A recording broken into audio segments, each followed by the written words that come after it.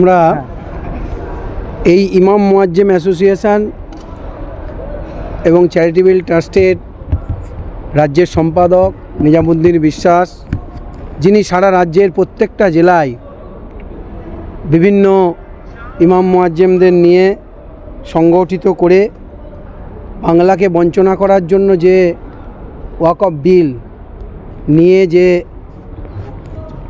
একটা অপসংস্কৃতি তৈরি করার চেষ্টা করছে একটা রাজনৈতিক দল, সেই জায়গায় সংবিধানকে শ্রদ্ধা রেখে, সংবিধান প্রণেতাকে শ্রদ্ধা রেখে এই বাংলা সম্প্রীতির বাংলা, এই বাংলা নানা ভাষার বাংলা, এই বাংলা নানা ধর্মের মানুষের বাংলা, এই বাংলার শান্তি সম্প্রীতি বজায় রাখার লক্ষ্যেই আজকের এই আয়োজন।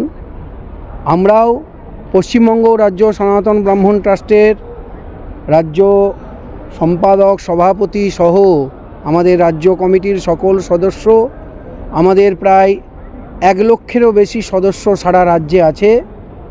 আমরা সকলেই চাই এই শান্তির বাংলায় যেন শান্তির বাতাবরণ থাকে, এই সম্প্রীতি যেন আমাদের মধ্যে বজায় থাকে। কোনো রাজনৈতিক ব্যক্তি চরিতার্থ করার জন্য যারা যেটা করছে আমরা তার সম্পূর্ণ বিরোধিতা করি। আজকের এই আয়োজনেতে আমরা আমাদের সম্পাদক সম্মানীয় শ্রীধর মিশ্র উপস্থিত হয়েছেন, আমি সহ সম্পাদক সুমন ব্যানার্জি।